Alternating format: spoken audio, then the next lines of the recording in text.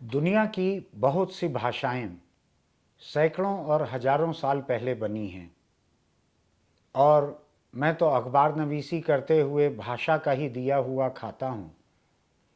लेकिन मैं भाषा का उस तरह से गुलाम भी नहीं रहता जैसा कि बहुत लोग कहते हैं कि भाषा की सेवा करनी चाहिए। भाषा की भला कोई क्या सेवा कर लेंगे। भाषा को न हाथ पैर दबवाने हैं किसी बुजुर्ग माँ बाप की तरह, न कुछ। भाषा के साथ इतना ज़रूर है कि उस भाषा को इस्तेमाल करने वाले लोग जितना अच्छा काम करते हैं, जितना अच्छा साहित्य रचते हैं, विज्ञान में जितने कामयाब होते हैं, उतना ही उस भाषा का सम्मान होता है, उतना ही उस भाषा का प्रचलन होता है। लेकिन मैं हमेशा से इस बात को महसूस करते रहा हूँ कि भाषा का बड़ा बेइंसाफ इस्तेमाल भी होता है। इतने तरह का अन्यायपूर्ण उपयोग, एक भाषा के शब्दों का उपयोग करके इंसानों ने इतने तरह की ज्यादती की कहावतें गढ़ी हैं, मुहावरे बनाए हैं।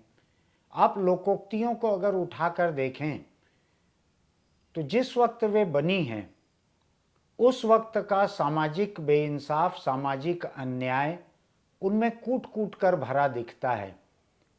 इसमें गलती भाषा की नहीं है, क्योंकि भाषा खुद तो कुछ गढ़ती नहीं है। भाषा एक किस्म से मिट्टी है, उस मिट्टी को कोई जैसा चाहे वैसा आकार दे दे। तो उस वक्त के लोगों ने जब ये लिखा गया, जब ये कहावतें बनाई गईं, उस वक्त एक बड़ा क्रूर उपयोग इसका किया, ऐसा मेरा मानना है। लेकिन मैं यहाँ पे अपनी बात कहने के लिए आज मौजूद नहीं हूँ। मैं भाषा के एक बड़े जानकार डॉक्टर चित्तरंजन कर, जो रविशंकर विश्वविद्यालय से साहित्य एवं भाषा के विभागाध्यक्ष की हैसियत से रिटायर हुए, कुछ और विश्वविद्यालयों में भी उन्होंने काम किया और भाषा को लेके उनका योगदान बहुत बड़ा है। वो बहुत लिखते रहते हैं, बोलने का मौका आता है तो अपनी जिम्मेदारी पूरी करते हैं। मैं उन्हीं से जानना चाहूँगा कि जो मेरा सोचना है क्या वो सही है, क्या वो गलत है, और उनका अपना क्या सोचना है इस बारे में। ये आखिरी बात सबसे महत्वपूर्ण है। डॉक्टर साहब नमस्कार। नमस्कार। आपका बहुत स्वागत है। धन्यवाद। और मैं जितना शुरुआत करना नहीं चाहता था उतना लंबा मैंने बोल दिया, लेकिन मेरी जिज्ञासा जो है मोटे तौर पे मैंने वही सामने रखी है। कहावत, मुहावरे, लोकोक्तियाँ, इनको मैं बड़े दिलचस्पी से इनके मोटे मोटे कोश पढ़ते आया हूँ, देखते आया हूँ। उसमें महिलाओं के खिलाफ, बूढ़ों के खिलाफ, कमज़ोर के खिलाफ, बीमार के खिलाफ, गरीब के खिलाफ इतने किस्म की अन्यायपूर्ण बातें लिखी हुई हैं। ये कौन से दौर में ऐसा हुआ है और क्यों हुआ होगा? बहुत अच्छा प्रश्न है आपका सुनील जी। भाषा को जैसा कि आपने कहा मनुष्य ने बनाया। यदि मनुष्य ने न बनाया होता तो पूरे विश्व में एक ही भाषा होती। बिल्कुल। समुदाय भिन्न हैं, भाषाएं भिन्न हैं, और उनका रचयिता वो भाषाई समुदाय जिसको हम समाज कहते हैं वो रहा है। और जो आपने अपनी पीड़ा व्यक्त की है भाषा के दुष्प्रयोग के मामले में, अपप्रयोग के मामले में, वो बहुत ही गंभीर कारणों से और गंभीर परिणाम देने वाला मुद्दा रहा है। खासकर ये जो वर्गवाद, वर्णवाद, जातिवाद, लिंगवाद, भाषावाद, ये जो चले हैं वाद, ये तत्कालीन समाज की जो विकृतियां हैं, उनकी कुरीतियां हैं, उनमें जो भेदभाव की नीति है उसको दर्शाते हैं। स्त्री को एक दुर्बल पक्ष मानकर, जो पुरुष सत्ता समाज जिसको हम कहते हैं जी। उन्होंने नारी को दुर्बल बना दिया, अबला तक कहा, जबकि नारी किसी भी अर्थ में, किसी भी दृष्टि से पुरुष से कहीं भी कमज़ोर नहीं है। बिल्कुल। मेरी तो एक पंक्ति है कि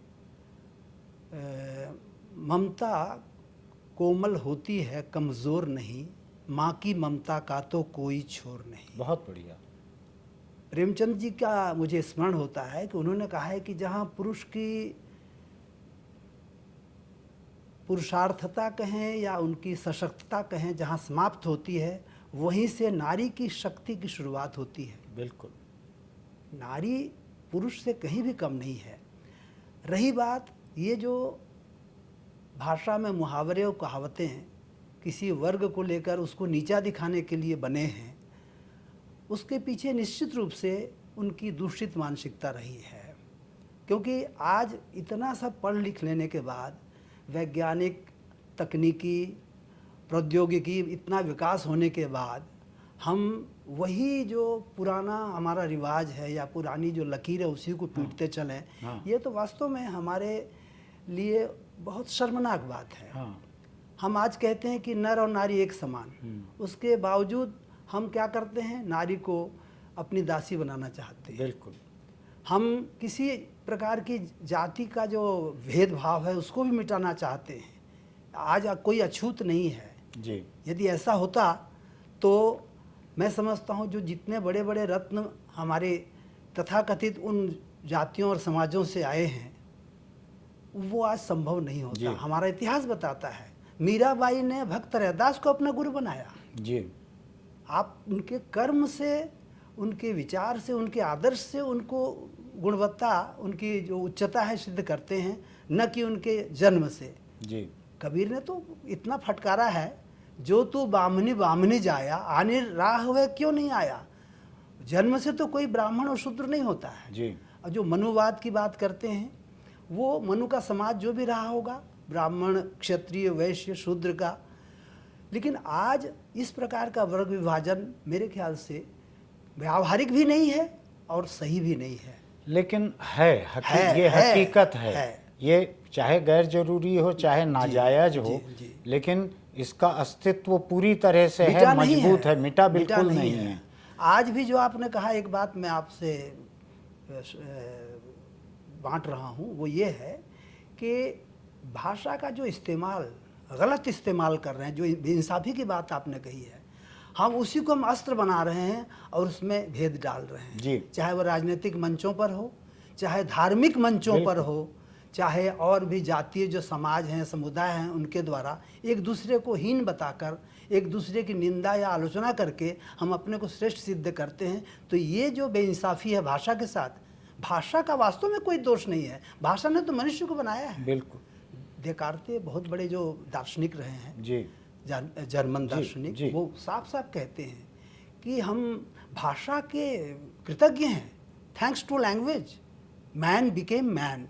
मनुष्य यदि बना तो भाषा के जरिए बना। जी। पशुओं का विकास हमारी तुलना में कम हुआ, मनुष्य को श्रेष्ठ प्राणी इसलिए कहा गया है कि भाषा की वजह से पिछली पीढ़ी के अनुभवों को, जो भी उनके कार्य, व्यवहार, आदर्श हैं, उनको हमने दूसरी पीढ़ी तक हस्तांतरित किया और धीरे धीरे मनुष्य सभ्यता से सभ्यतर होता गया।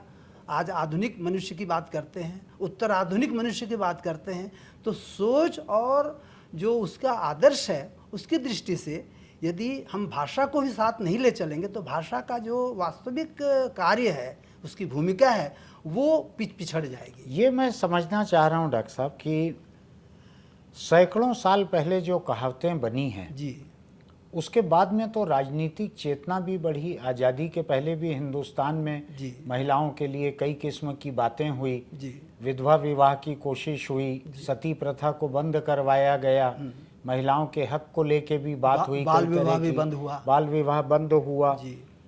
लेकिन ये कहावत और मुहावरों का अन्याय जो है, मैं भाषा का अन्याय नहीं कह रहा हूँ, कहावत और मुहावरों का अन्याय जो है जी, क्या इसके खिलाफ कभी कोई एक जागरूकता का आंदोलन चला? क्या कभी लोगों ने एक मुहिम छेड़ी? बहुत ही अहम प्रश्न है। आज तक सुनील जी इस संबंध में किसी ने चर्चा क्यों नहीं की, मैं उसका दूसरा पहलू बता रहा हूँ आपको। हाँ।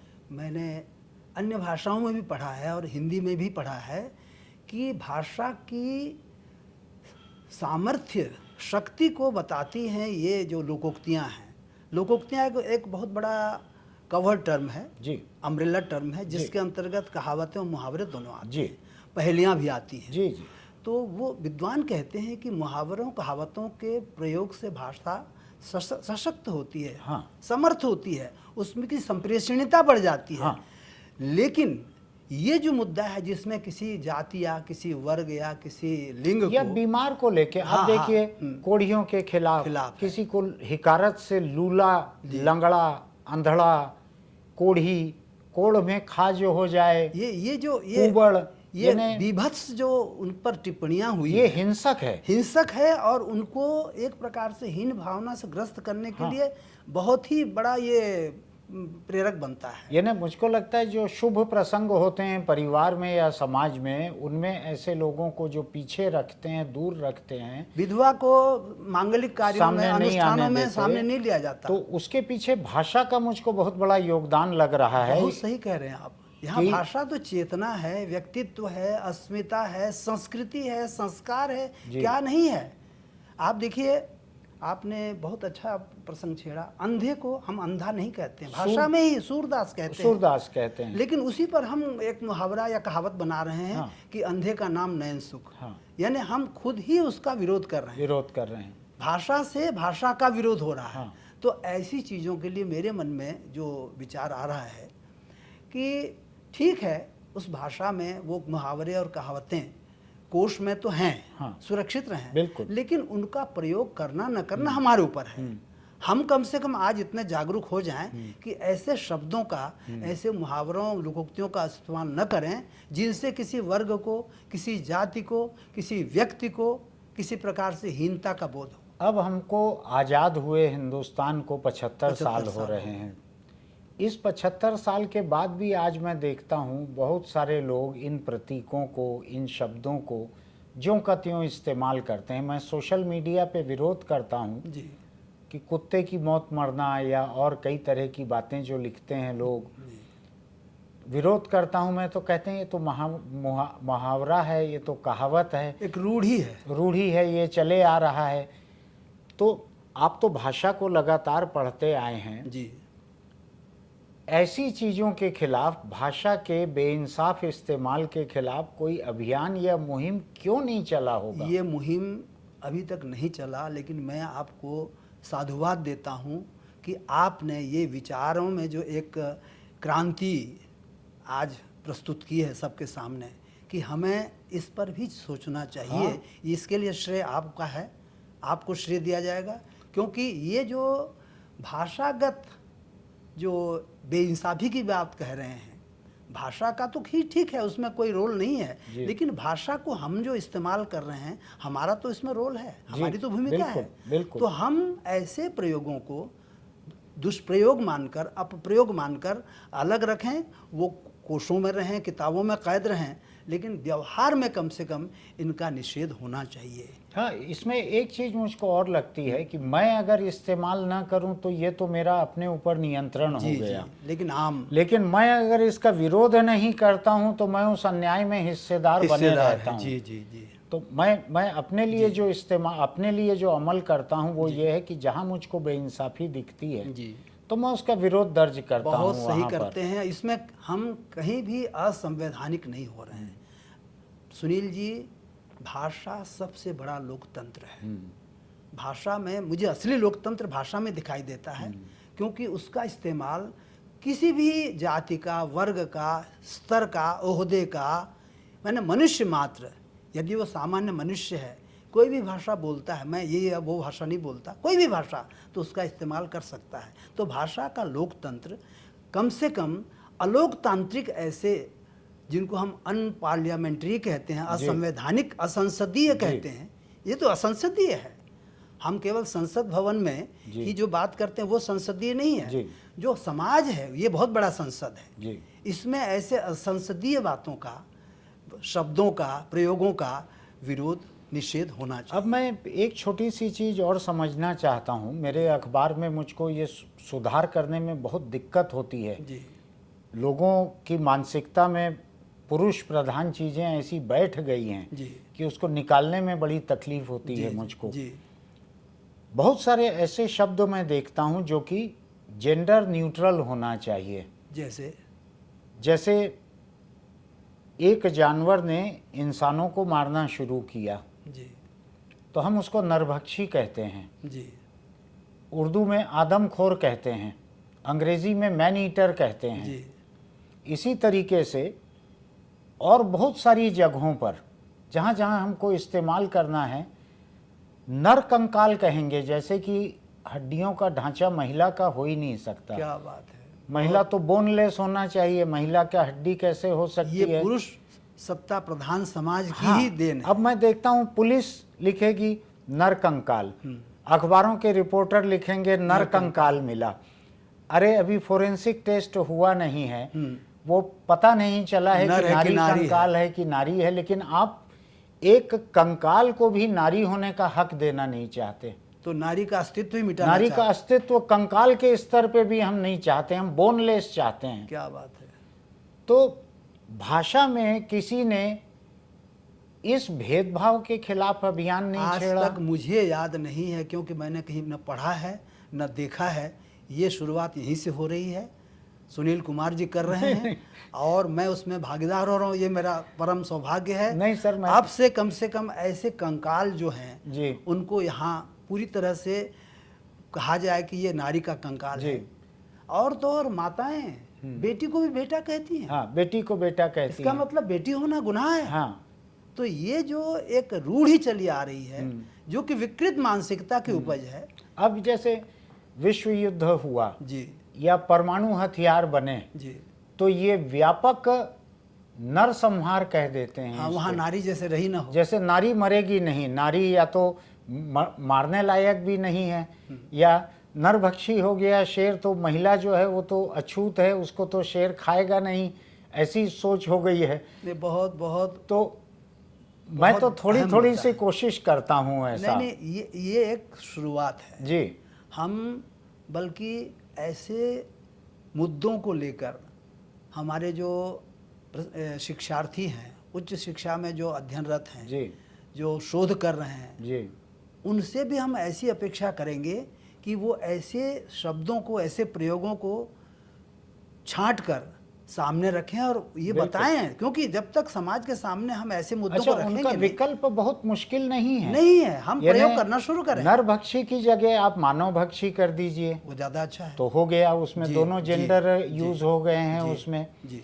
ऐसा मैं और बहुत सारी जगहों पे देखता हूँ। जी, जी। एक यानी हिंदुस्तान और हिंदी में एक बड़ी दिक्कत ये हो गई है जी कि जो संविधान है हमारा, उसके तहत जो कानून बना, कानून की पूरी भाषा में ही शब्द का इस्तेमाल किया गया है। जबकि आजकल पूरे हिंदुस्तान के कानून में शी शब्द ही नहीं है। आजकल अंग्रेजी की किताबों में ही शी रख रहे हैं, लेकिन हाँ। लेकिन हमारा कानून, जी जब वकील खड़े होकर जिरह करते हैं सुप्रीम कोर्ट में, जी तो मुवक्किल चाहे उनकी महिला रहे, वो वहाँ ही बोल के ही केस पेश करते हैं। तो मैंने कनक तिवारी जी, छत्तीसगढ़ के बहुत बड़े वकील हैं, उनसे जानना चाहा कुछ दिन पहले जी कि संविधान सभा की जो बैठकें हुई जिनमें संविधान बना, क्या उनमें ये बात कभी नहीं उठी कि देश के कानून में केवल ही शब्द का उपयोग ना हो, या तो कोई जेंडर न्यूट्रल शब्द हो जाए, जी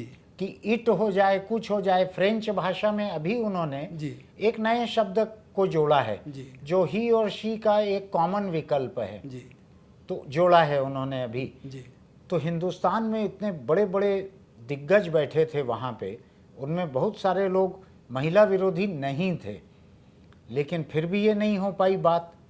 तो हमारा कानून जो बना वो शी शब्द को देखता ही नहीं है, वो केवल ही का उपयोग करता है पूरे कानून में। इसका चिंतन होना चाहिए और इसके लिए कोई रास्ता निकालना पड़ेगा, तभी वो उस वर्ग के साथ न्याय होगा। चलिए, ये तो अपनी जी सामाजिक न्याय वाली बात हो गई। अभी मैं एक और बात पे आना चाहता हूँ। जी स्कूल कॉलेज से पढ़ के हम लोग भाषा निकले, जी और हिंदी, मैं तो हिंदी में पढ़ा था, हिंदी अखबार में काम शुरू किया, तो कोशिश करते थे कि भाषा सही रहे। अब सोशल मीडिया जो आया है, इसमें फेसबुक पे, ट्विटर पे या दूसरी जगहों पे, या लोग ब्लॉग बना लेते हैं या व्हाट्सएप के मैसेज बना लेते हैं, जी तो उसमें भाषा की अपार गलतियां रहने लगीं। जहाँ जहाँ टाइपिंग में आसान नहीं रहता, तो ऊपर की बिंदी लगना, नीचे की बिंदी लगना, ये सब करीब करीब समाप्त हो रहे हैं। समाप्त तो हो रहा है। जो जानता है वो लगा दे, जो नहीं जानते हैं वो ना लगाएं, इसकी परवाह नहीं कर रहे हैं लोग। कुछ लोग अपनी तकलीफ जाहिर करते हैं। ओम थानवी जैसे एक बड़े सीनियर जर्नलिस्ट हैं, जनसत्ता के एडिटर रहे, वो लगातार लिखते हैं, भाषा की गलतियों पे, उच्चारण की गलतियों पे लिखते हैं। कुछ दूसरे लोगों का ये मानना है कि ऐसा भाषा नाजी भी नहीं होना चाहिए, हिटलरवादी नहीं होना चाहिए कि शुद्धता के लिए इतना कट्टर हो जाएं कि वो भाषा सीखना लोगों के लिए कुछ मुश्किल होने लगे। तो मैं आपसे ये समझना चाह रहा हूँ कि बोलियां जो है उनमें लचीलापन ज़्यादा रहता है जी भाषा के मुकाबले। जी जी खासकर हिंदी भाषा या अंग्रेजी भाषा का ग्रामर, उच्चारण, हिज्जे, इन सब को अगर देखें तो इनमें बड़े कठोर नियम हैं, अनुशासन ज़्यादा है बोलियों के मुकाबले भाषा में। तो आप कितनी शुद्धता के पक्षधर हैं? सुनील जी, बहुत महत्वपूर्ण विषय है ये आज के लिए। कम से कम भाषा में जो व्याकरण की बात करते हैं, शुद्धता की बात करते हैं, वो शुद्धता ठीक उसी प्रकार है यदि वो संप्रेषणीयता में बाधक न हो। तो स्तर के अनुसार हर व्यक्ति भाषा को जो ग्रहण करता है और उसका प्रयोग करता है, तो उसमें शुद्धता अशुद्धता की मात्रा या उसका अनुपात हम निकाल सकते हैं। बिल्कुल। हम एक जो निरक्षर मजदूर है उससे शुद्ध भाषा की अपेक्षा तो नहीं कर सकते, लेकिन जो उच्च शिक्षित वर्ग है, चाहे प्राध्यापक हों, अध्यापक हों, चिकित्सक हों, आपके यंत्री हों, इंजीनियर हों, ये यदि और वकील हों, ये यदि भाषा का शुद्ध प्रयोग नहीं करेंगे तो धीरे धीरे भाषा में इतने अपप्रयोग शामिल होते जाएंगे और भाषा का जो एक जो साम्राज्य है वो धीरे धीरे बिखर जाएगा।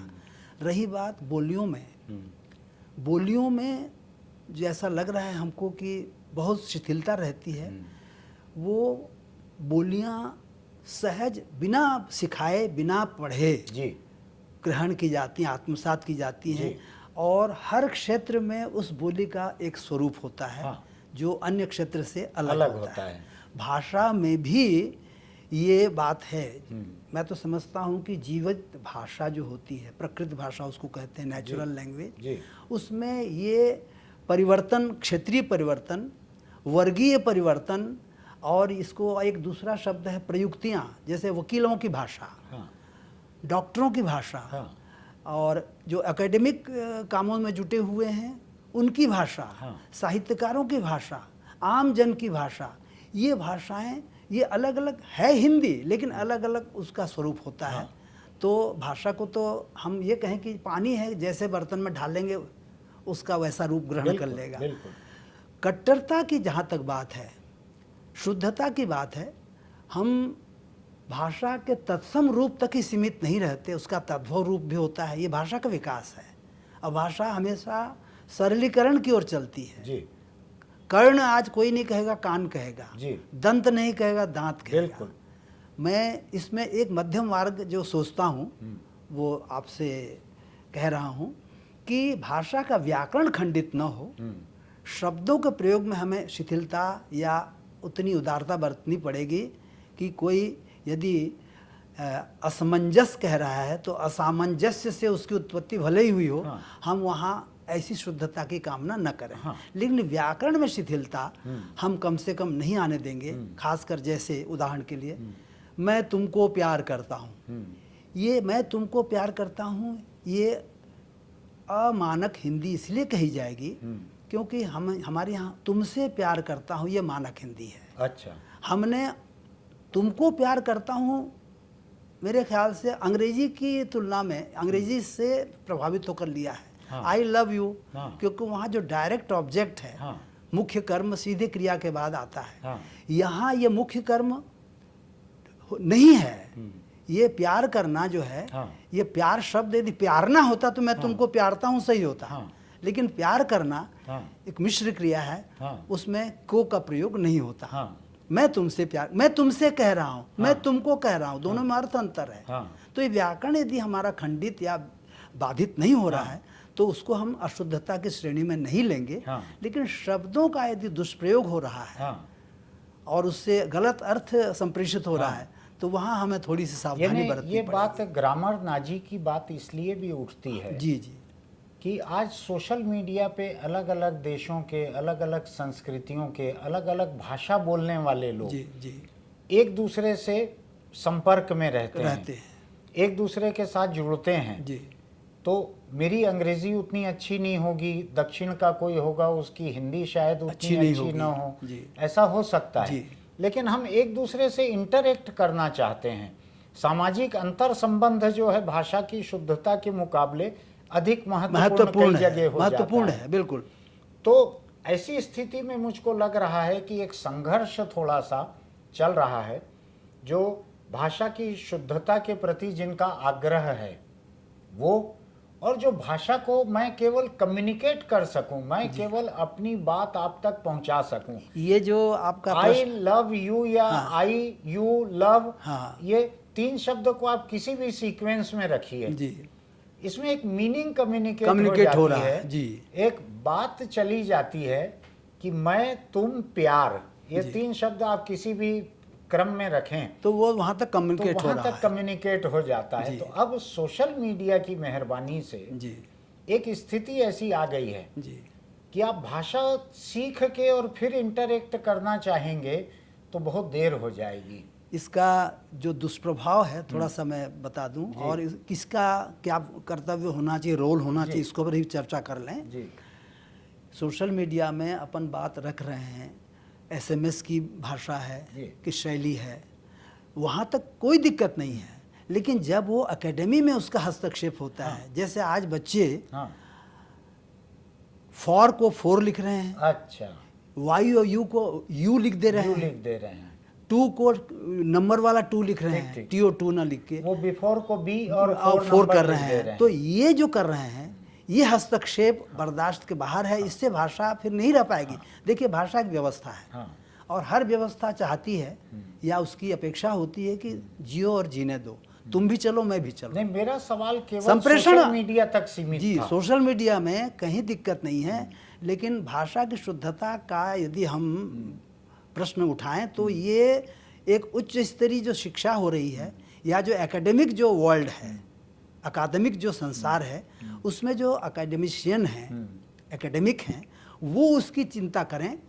और खासकर हैं, और जो साहित्यकार हैं वो उसकी चिंता करें, जो पत्रकार हैं वो उसकी चिंता करें, क्योंकि पत्रकार का दायित्व साहित्यकार और अन्य जो एकेडमिक उनसे ज़्यादा है, जी। क्योंकि वो जन जन तक हाँ, अपनी बात पहुंचाता है। हाँ। तो उनमें गलत संस्कार न जाए। ठीक है, एसएमएस से या सोशल मीडिया से जो भाषा विकृत हो रही है। अब आपने अखबारों का कहा तो मैं अपनी निजी दिक्कत आपको जी। बताता हूँ। यहाँ छत्तीसगढ़ के हिंदी अखबारों में मैं काम करते रहा। जी एक दिक्कत ये होती है कि जो छत्तीसगढ़ी मूल के लोग हैं, जी वो छत्तीसगढ़ी भाषा की वजह से, बोली की वजह से, जी उनकी हिंदी जो है जी वो भी काफ़ी दूर तक प्रभावित हो जाती है, छत्तीसगढ़ी प्रभावित है, जिसका ग्रामर या व्याकरण भी प्रभावित है। बहुत है।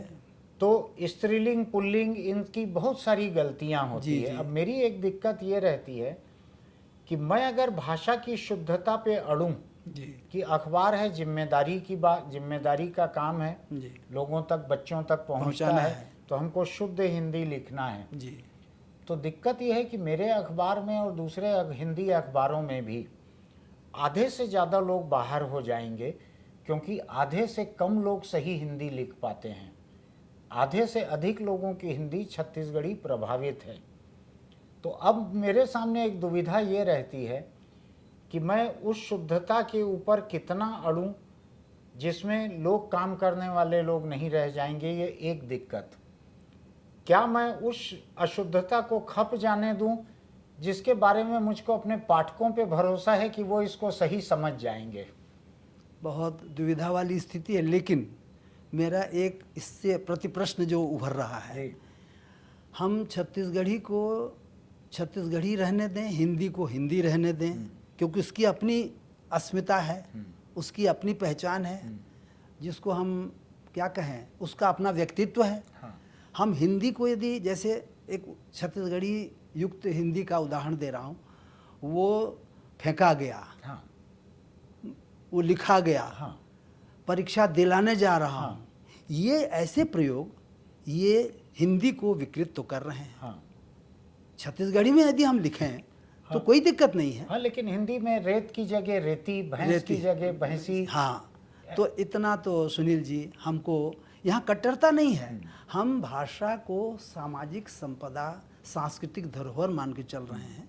संस्कृति को विकृत करने का हमें कम से कम हक नहीं है। एक और हम विकृति की बात को सामने ला रहे हैं कि भी इस प्रकार जातिगत या वर्णगत या लिंगगत हाँ, या क्षेत्रगत हम वो तो हिंसक है वो। हिंसक, तो ये भी भाषा के साथ, और भाषा के साथ हिंसा माने हमारी मनुष्यता के साथ हिंसा होगी, क्योंकि मनुष्य की भाषा के लिए नहीं है, भाषा मनुष्य के लिए है। तो जिस भाषा में हम संस्कार की बात कर रहे हैं, उस भाषा में यदि अपकर्ष हो तो मैं समझता हूँ भाषा के साथ साथ समाज भी धीरे धीरे धीरे धीरे धीरे धीरे वो फिर व्यवस्था नहीं रह जाएगी। अब एक चीज मेरे दिमाग में रह जा रही है, उसको जरा आप सुलझाइए। जी, मैं हिंदी और हिंदुस्तानी इन दो को अलग अलग जुबान मानता हूँ। आप जो कह रहे हैं हिंदुस्तानी अर्थात जिसमें अरबी, फारसी, तमाम भाषाओं और के भी अन्य शब्दों भाषाओं में, के अन्य जो हमारे भाषाओं के प्रादेशिक शब्द जो, हैं। हाँ, अब जब मैं लिखता हूँ तो मैं हिंदुस्तानी लिखने की कोशिश करता वो हूँ। बहुत सही है। अब कई लोगों को आपत्ति रहती है कि ये हिंदी को आप बिगाड़ रहे हो, आपकी भाषा में इतने उर्दू के शब्द हैं। जी, मैं कहता हूँ कि उतने उर्दू के शब्द मेरे रोज की इस्तेमाल में हैं, तो मैं जिन शब्दों का इस्तेमाल रोज करता हूँ उससे अलग एक भाषा लिखूँ क्या मैं? बिल्कुल नहीं। आप जो कर रहे हैं हिंदी का एक प्रकार से बहुत बड़ा ये उपकार हो रहा है कि हिंदी जन जन तक पहुंच रही है, और शब्द यदि आप दूसरी भाषा के ले रहे हैं, अरबी, फारसी या अन्य प्रादेशिक भाषा जी, का जी। शब्द ले रहे हैं, तो जी। उससे भाषा विकृत नहीं हो रही है। फिर वही बात कहूँगा कि उसका व्याकरण चूँकि सलामत है हाँ और वो संप्रेषणीय है। हाँ हम डॉक्टर की जगह यदि चिकित्सक लिखते हैं हाँ। तो चिकित्सक उतना संप्रेषणीय नहीं नहीं है। है। आप देखिए, मैं एक छोटा सा उदाहरण दे रहा हूँ। जी बनारस हिंदू विश्वविद्यालय से मैं आ रहा था एक परीक्षा लेके सारनाथ से। जैसे ही मैं स्टेशन पे उतरा और ऑटो के लिए आगे बढ़ा तो एक सज्जन जो दर्शन शास्त्र के वहाँ प्रोफेसर थे और यहाँ दर्शन शास्त्र विभाग में आ रहे थे, धोती कुर्ता उत्तरीय पहन के, वो बोल रहे हैं परिसर जाना है। अच्छा। तो ऑटो वाला बोला साहब मुझे नहीं मालूम। फिर दूसरे से कहा विश्वविद्यालय परिसर जाना है, नहीं मालूम साहब। मैं गुजर रहा था, सुन लिया मैंने, अरे भाई यूनिवर्सिटी कैंपस जाओ। अरे साहब ये हिंदी में नहीं बोल रहे हैं, देखिए अंग्रेजी बोल रहे हैं। तो परिसर शब्द उनके लिए अंग्रेजी का हो गया। हाँ। अर्थात कम्युनिकेशन जो है, बिल्कुल। संप्रेषण यदि नहीं बिल्कुल। है तो शब्दों के पीछे हम पढ़ के हाँ। भाषा का अन्याय ही करेंगे। हाँ भाषा फिर भाषा नहीं रह जाएगी। हाँ एक यंत्रवत भाषा नहीं होती। हाँ हमारी भावना, हमारी आवश्यकता, हमारी जो जीवन पद्धति है, उससे भाषा तालमेल बिठा के ही जीवित रह सकती है। और इसके लिए जो आप कर रहे हैं, अन्य भाषाओं के शब्द जो दैनिक व्यवहार में है, प्रचलन में है, उनसे भाषा विकृत नहीं होती। मैं तो कहता हूँ भाषा की शब्द संपदा बढ़ती है, जी जी। भाषा की सामर्थ्य बढ़ती है। अंग्रेजी की डिक्शनरी में हर साल हजारों शब्द, 400 हजारों शब्द जो हैं उसकी अन्य लिस्ट भाषाओं के जुड़ती है, उनकी दूसरे देशों से लाके जोड़ते हैं वो बहुत सारे अंग्रेजी शब्द भाषा हैं में। जी, उससे उनकी यानी भाषा अपने यहाँ के भी तमिल के, मलयालम के, हिंदी के अनगिनत शब्द पश्तो जुड़े के, हुए हैं, बांग्ला के सभी जुड़े हुए हैं मैं उसमें। तो कहता हूँ जो देशज और जो क्षेत्रीय बोलियां हैं उनके शब्द यदि हिंदी वाक्यों में पिरोए जाएं तो ज़्यादा वो संप्रेषणीय बिल्कुल होंगे। बिल्कुल और उन भाषाओं बोलियों का, बिल्कुल। मैं तो जब ये छत्तीसगढ़ को राजभाषा बनाने की बात आ रही थी हाँ। तो बहुत सारे जो सेमिनार हुए, संगोष्ठियाँ हुई, उनमें साफ साफ कहा कि भाई हम जब अंग्रेजी के शब्द हिंदी में पिरो सकते हैं, हाँ। तो जो हमारी भारतीय भाषाएं हैं, हाँ। उनके शब्द हम क्यों नहीं पिरो सकते? मेरी आई हैं बोलने से, मेरी आई बीमार है बोलने से कहाँ तकलीफ हो रही है? बिल्कुल। मदर की जगह हम आई कहें यदि मराठी हैं तो। जी जी। तो ये उदारता भाषा में तो होनी चाहिए। कट्टरता का मैं भी विरोधी हूँ जी। कट्टरता का विरोधी इसलिए हूँ कि भाषा को आप एक तानाशाह की तरह निर्देश नहीं दे सकते कि आप ऐसा प्रयोग करें। यही तो जनतांत्रिक है ना। जी जी लोकतंत्र का मतलब है कि लोक के अनुसार ही उसको उस जी तंत्र को चलना जी है। जी तो भाषा में वो बात आनी चाहिए, उदारता, लेकिन एक स्तर का भी हमें ख्याल रखना है। हर व्यक्ति यदि उसी स्तर का जो जो निचले स्तर की भाषा का प्रयोग करे जी तो भाषा की जो अहमियत है, जी उसकी जो गरिमा है, हाँ। वो खत्म हो जाएगी। एक बात बतलाइए मुझको सर, जी किसी को जब किसी की भाषा को जब बहुत खराब कहना रहता है तो उसको कहते हैं क्या सड़क छाप भाषा बोल रहे हो। जी तो सड़क पे तो आम लोग रहते हैं, जी आम लोग चलते हैं जी फुटपाथ पे, सड़क पे बड़े लोग तो गाड़ियों में आते जाते हैं। हम्म, तो जो फुटपाथ या सड़क पे है उनकी जो भाषा है उसको ऐसे हिकारत की नज़र से ये क्यों भी देखा यहाँ जाता भी है? वही एक तानाशाही या कट्टरता वाली बात है, जी अनुदारता की बात है। जी और हमारी हीन भावना उस रूप में व्यक्त हो रही है। जी हम में एक सहिष्णुता भी होनी चाहिए जी कि सामने वाला यदि गलत भाषा प्रयोग कर रहा है या अशुद्ध कर रहा है तो उसकी पृष्ठभूमि को देखें तो कि उसके वो पृष्ठभूमि के कि वो देखें। कितना शिक्षित है, हाँ जी हाँ, क्योंकि कहाँ किस किस बैकग्राउंड से वो आ रहा है। हर समाज में भाषा के कई स्तर होते हैं। दंडी का एक श्लोक याद आ रहा है, हाँ यह शिष्टानुशिष्टानाम शिष्टानाम अपि सर्वथा वाचामेव प्रसादेन लोक यात्रा प्रवर्तते। यहाँ 3 स्तरों की बात करते हैं वो। अच्छा एक शिष्ट, जिसको आप हम मानक कह रहे हैं, हाँ। परिनिष्ठित कह रहे हैं। हाँ दूसरा वर्ग है अनुशिष्ट, अच्छा माने उपमानक। अच्छा उपमानक थोड़ा सा का। नीचे। हाँ और जो बचा हुआ है हाँ वो जो वो शिष्ट है, अशिष्ट नहीं है। हाँ। वो लोक है। ठीक लोक की व्याप्ति एक खास वर्ग जो ऊपर वाला वर्ग है। हाँ ऊपर वाला माने जो विद्वत वर्ग है, हाँ। पंडित वर्ग है, पंडित वर्ग है। हैं? हाँ तथा कथित। हाँ और जो आपके मध्यम जैसे ज्ञानी लोग नहीं नहीं, मैं अपने को ऐसा नहीं लेता। तो ऊपर वाला जो प्यूरिटन्स जो है, हाँ ऊपर वाला है। दूसरा वर्ग है जो मध्यम है। हाँ तो उनसे ये कम नहीं है, हाँ। इसकी व्याप्ति ज़्यादा है। हाँ। तो इन तीनों के साथ साथ चलने से ही लोक व्यवहार संभव होता है। बिल्कुल। तो यहाँ वर्ग विभाजन नहीं है, भाषा का स्तरीय विभाजन उस रूप में नहीं जी। है। तीनों को समान महत्व दिया जा रहा है। जी जिसको हम फोक कहते हैं, हमारे यहाँ फोक नहीं है। जी। वो लोक हमारा अशिष्ट नहीं है। हाँ वो बहुत व्यापक है। हाँ हाँ क्योंकि लोक से ही हमने बहुत सारी चीज़ें, हम लोक मर्यादा, जी लोक मत, जी लोकोक्ति बिल्कुल बिल्कुल है, बिल्कुल। लोक रीति। हाँ। तो लोक हमारे यहाँ असभ्य नहीं है। ना।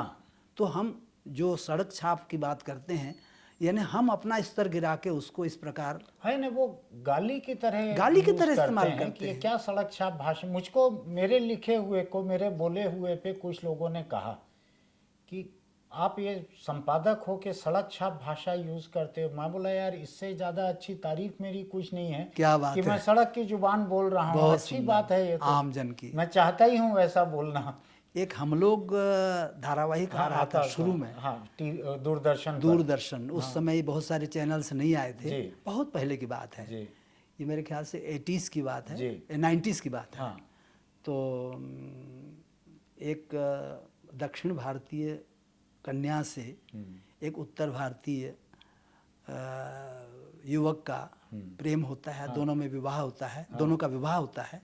और 10 साल बीतते हैं। उसके बाद कोई बात कहती है लड़की, तो लड़का अनख जाता है।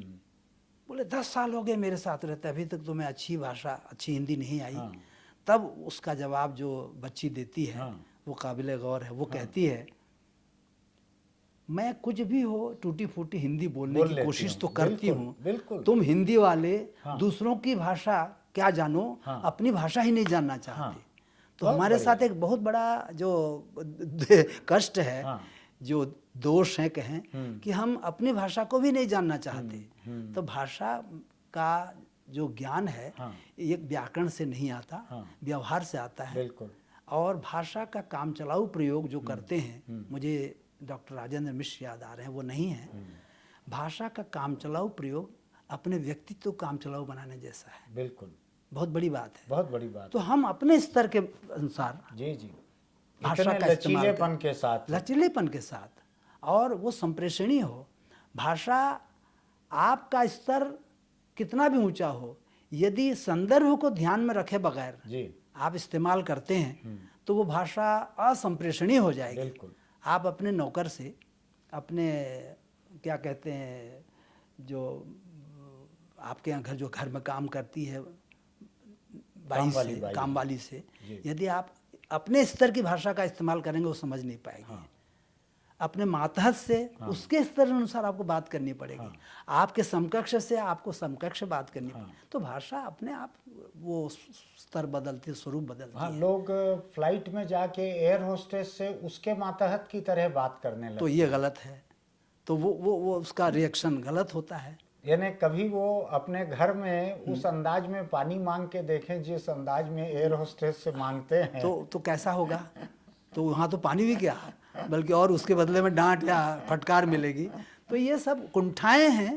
मैं एक आखिरी सवाल आपसे करना चाहता हूँ। आज की बातचीत में हम लोग फिर किसी और विषय को लेकर बैठेंगे। आज की बातचीत का एक आखिरी सवाल, बहुत सारे लोग राजभाषा सेवा दिवस, या वो हिंदी सेवी थे बहुत बड़े, किसी के बारे में कहा जाता है राष्ट्रभाषा की सेवा करना चाहिए, हिंदी की सेवा करना चाहिए।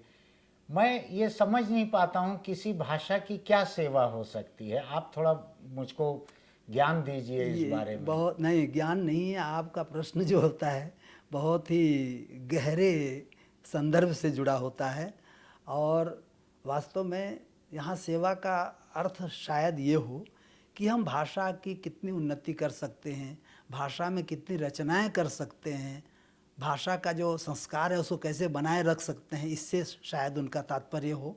क्योंकि हिंदी की और सेवा, जैसे हमारी आज ये मानना पड़ेगा कि शब्दकोशों या व्याकरण से भाषा का अस्तित्व नहीं रहता, और भाषा जीवित भी नहीं रह सकती और विकसित भी नहीं होगी। भाषा का व्यवहार, उसमें बहुत सारे उसके जो संदर्भ हैं, क्षेत्र हैं, चाहे वो साहित्य हो, बोलचाल हो, पत्रकारिता हो, मीडिया हो, जितने भी और भी जो यानी उसके प्रकार हो सकते हैं। साहित्य के अनेक विधाएं हैं, जैसे आपके मंच के जो नाटक आदि हैं, इन सब से भाषा की सेवा, यदि हम सेवा शब्द का इस्तेमाल करें, हालांकि सेवा शब्द जो है आपको बहुत ही मैंने उतना अर्थ नहीं रखता वहाँ। नहीं, मुझको लग रहा है कि लोग सेवा शब्द का एक बेजा इस्तेमाल कर रहे हैं। कि जैसे बूढ़े माँ बाप का पैर दबा रहे हैं बैठ के, उनके बदन में मालिश कर रहे हैं, वैसा नहीं है। उस तरह का लोग करते हैं। हम भाषा की अस्मिता को, भाषा की स्तरीयता को किस प्रकार मेंटेन कर सकते हैं, किस प्रकार सुरक्षित रख सकते हैं, उसमें कितना और भी हम विकास कर सकते हैं। मैंने हिंदी की जो प्रकृति है उसको मद्देनज़र रखते हुए बहुत सारी जो उसके उसकी जो कहना चाहिए प्रयुक्तियां हैं, उनमें मैंने कितना योगदान किया। नए नए शब्द गढ़े, जैसे केंद्रीय हिंदी निदेशालय के उसमें मैं रहा विशेषज्ञ के रूप में, भौतिक शास्त्र के नए शब्द गढ़े, ये भाषा की सेवा हुई।